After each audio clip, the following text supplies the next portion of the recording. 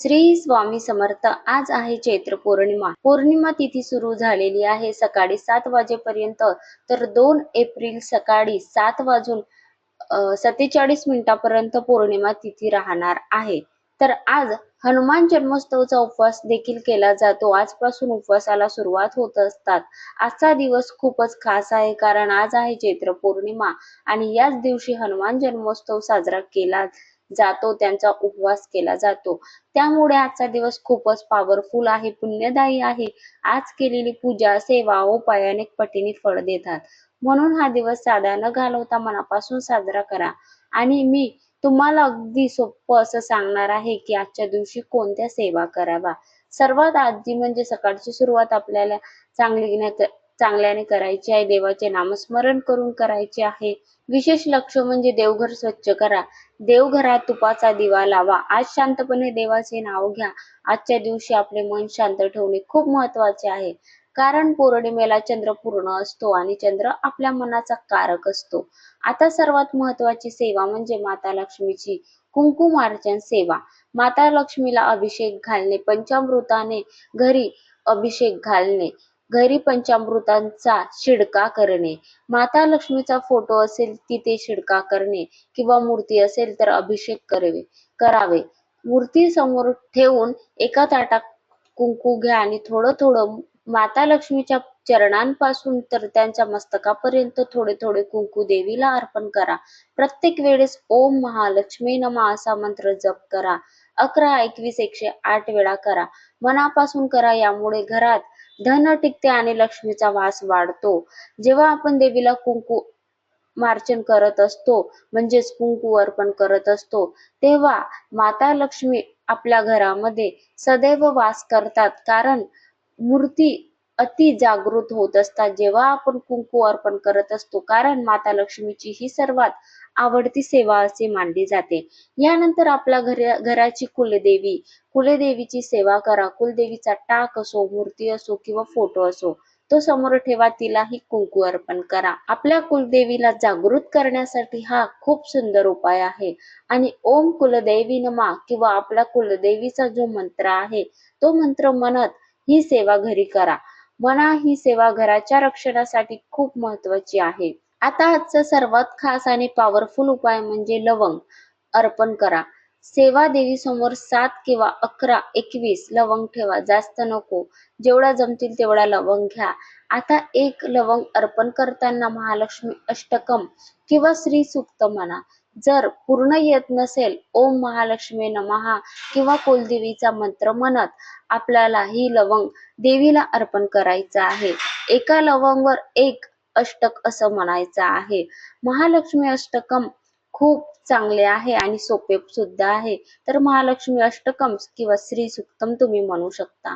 जे आपल्याला सोपे वाटत असतात, स्तोत्र कोणते येत नसेल तर महालक्ष्मी नमः या मंत्राचा जप करत नंतर ती लवंग अर्पण करा. सेवा आजच्या दिवशी केल्यास खूप लवकर त्याचा आपल्याला परिणाम देते. सेवा पूर्ण झाल्यावर आरती करा. देवीला तुपाचा दिवा लावा. देवीला नमस्कार करा. आता हे लवंग लगेच वापरू नका. थोडा वेळ देवी समोर राहू द्या. उचलून सुद्धा शकता. मग ते एका लाल कपड्यात किंवा डबीत ठेवून तिजोरीत ठेवा. हे लवंग पुढच्या पौर्णिमा किंवा अमावस्या किंवा मंगळवार पर्यंत तसेच ठेवायचे आहेत. या काळात घरात सकारात्मक ऊर्जा वाढते आणि लक्ष्मीचा वास वाढतो, कारण लवंग ही माता लक्ष्मीला खूप आवडतात, म्हणून त्याची ऊर्जा वाढलेली असते. आणि जेव्हा आपण घरामध्ये ते ठेवत असतो तेव्हा त्याच्या सात्विक लहरी आपल्या घरामध्ये पसरत असतात. पुढच्या शुभ दिवशी ते लवंग काढा, नमस्कार करा आणि थोडे थोडे प्रसाद म्हणून खाऊ शकता. उरलेलं लवंग सर्वांना खायला द्या. थोडी थोडी खाऊ शकता. औषधी म्हणून गुणकारी ती लवंग असतात, म्हणून त्याचा वापर आपण करायचा आहे. पुन्हा नवीन 7, 11 लवंग घेऊन परत ही सेवा आपल्याला एखाद्या शुभ दिवशी पौर्णिमा अमावस्याला परत करायची आहे. आता आजच्या दिवशी चंद्र मजबूत करण्यासाठी उपाय पाहूया. रात्री चंद्र दिसल्यानंतर त्याला अर्घ्य द्या. तांब्यात पाणी घ्या, त्यात साखर किंवा दूध टाका आणि चंद्राला अर्पण करा. आणि मनात बोला, माझं मन शांत ठेवा. ओम चंद्राय नमः हा मंत्र 11-21 वेळा म्हणा. यामुळे मन शांत होते आणि चिंता कमी होते. आजच्या दिवशी पांढऱ्या वस्तूचे दान करणे खूप शुभ मानले जाते. दूध, साखर, भात किंवा खीर गरिबांना दान द्या. त्यामुळे यामुळे चंद्राचा दोष कमी होतो. खीर बनवून प्रथम चंद्राला दाखवा आणि नंतर घरात प्रसाद म्हणून खा. यामुळे घरात शांती वाढते. आता कारण आज हनुमान जन्मोत्सव उपवास केला जातो. हनुमानजीची सेवा आजच्या दिवशी सुद्धा नक्की करा.